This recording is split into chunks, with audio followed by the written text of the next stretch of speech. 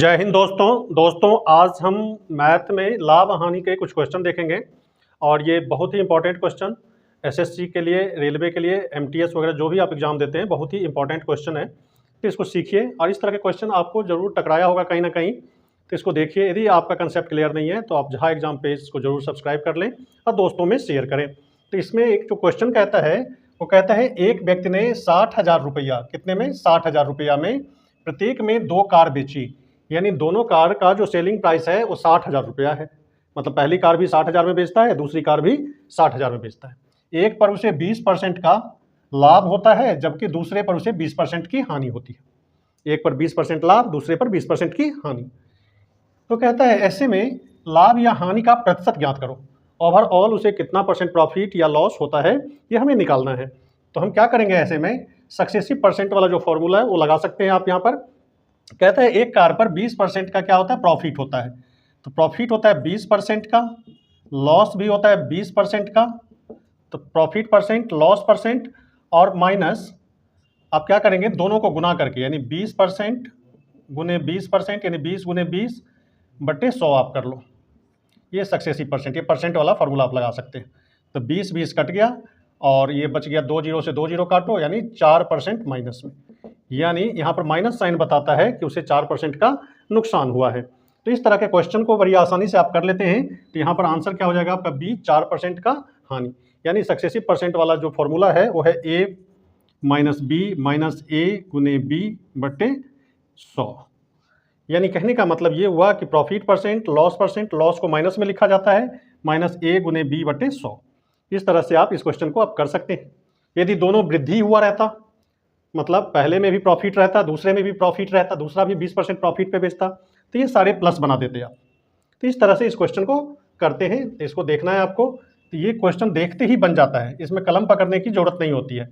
और ये भी ध्यान रखनी है कि यदि बराबर लाभ और बराबर हानि, परसेंटेज में लाभ और हानि दोनों का परसेंटेज बराबर हो तो ऐसे में हमेशा लॉस ही होता है। तो ये बात ध्यान रखना है। ये 60,000 की यहाँ पे जरूरत नहीं है, आप इस फॉर्मूले से इसको निकाल सकते हैं। इसी तरह का एक और क्वेश्चन देखते हैं। इस क्वेश्चन को देखिए, आराम आराम से पढ़ना है, अपने स्पीड के साथ पढ़ना है। कहता है यदि किसी वस्तु के 10% लाभ पर और 7% लाभ पर विक्रय मूल्य के बीच का अंतर 6 रुपया है। यदि किसी वस्तु को बेचते हैं 10% लाभ पर और फिर यदि 7% लाभ पर, यानी दोनों विक्रय मूल्य के बीच का अंतर आपको दिया हुआ है कितना, 6 रुपया। तो कहता है कि उस वस्तु का क्रय मूल्य क्या है, कितना में वो वस्तु खरीदा गया था। तो देखो 10% के लाभ पे बेचा गया, 10% के लाभ पे बेचा गया।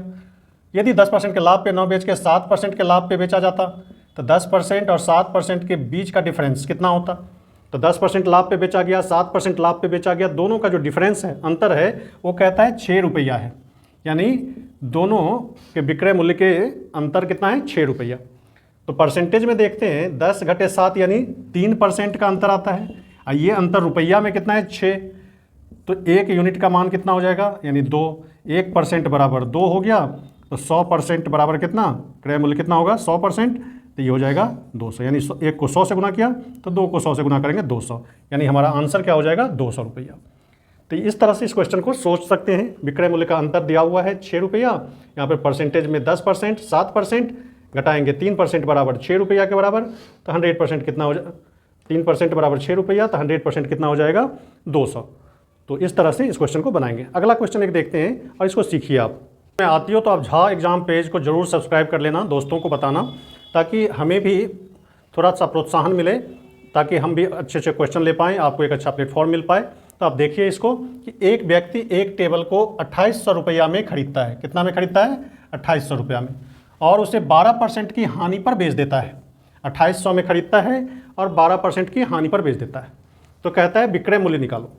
तो इसको सोचेंगे कैसे, जैसे मान लो 100 का सामान रहता, 12% लॉस पे बेचता, तो कितना में बेचता, तो 100 में से 12 घटाएंगे यानी 88 रुपया में बेचता। तो यहाँ पर कहता है कि 2800 का सामान है, 12% की हानि पर बेचता है, यानी 2800 रुपया का सामान है, अब 12% के लॉस पे बेचता है। तो 12% के लॉस पे बेचने का मतलब 100 में 12 कम, यानी 88% पे बेचता है। तो हम क्या करेंगे, 88% यानी 88 बट्टा 100। तो ये 2 जीरो से 2 जीरो काट दो तो कितना हो गया, 28 गुने 88। यहाँ पर थोड़ा सा अपने बुद्धि का इस्तेमाल करना है। यदि आप गुना करेंगे थोड़ा वक्त जाएगा। यहाँ पे हम देख रहे हैं कि इसका सारा ऑप्शन क्या है, ऑप्शन का इकाई अंक अलग अलग है। तो हम पहला डिजिट को यदि हम गुना कर लेते हैं उससे हमें पता चल जाएगा कि इसका आंसर क्या होगा। तो 8 को 8 से गुना करेंगे तो 64 आता है, यानी इसका ऑप्शन क्या हो जाएगा, डी, क्योंकि इसका इकाई अंक 4 है।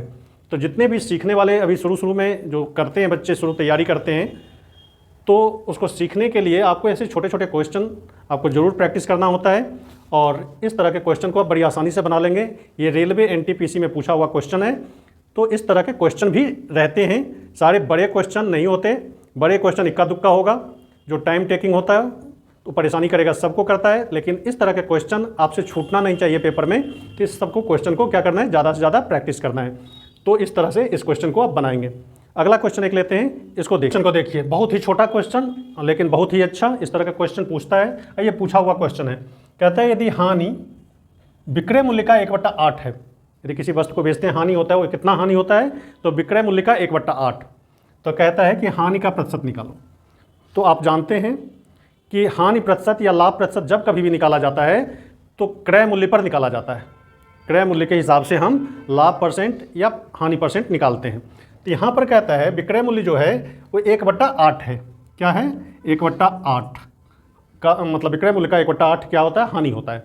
तो हानि आपका 1/8 है, किसका, विक्रय मूल्य का।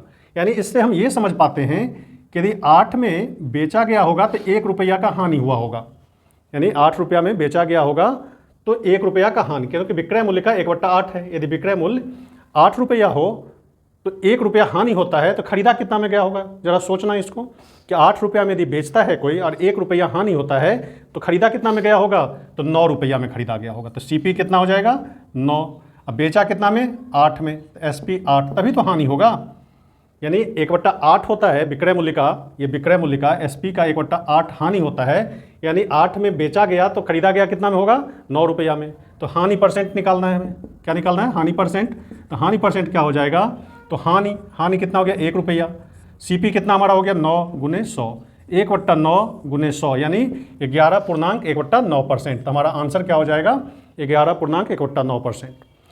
अभी आप धीरे धीरे सीख रहे हैं इसको, और ख़ासकर वो बच्चे जिसका मैथ बहुत ही कमज़ोर है, आराम से इसको सीखें और सीख करके अपना प्रैक्टिस करके अपना स्पीड बढ़ा सकते हैं। टीचर के स्पीड के साथ कभी नहीं चलना है, ये तो देखते ही बन जाएगा। 1/8 है विक्रय मूल्य का, तो सीपी 9 हो गया, तो 11.1/9% आंसर हो गया। लेकिन ये टीचर के लिए आसान हो सकता है, लेकिन आप अभी सीख रहे हैं तो निश्चित रूप से आपको कहीं कहीं समझने में दिक्कत होगी, आपका कैलकुलेशन थोड़ा स्लो होगा।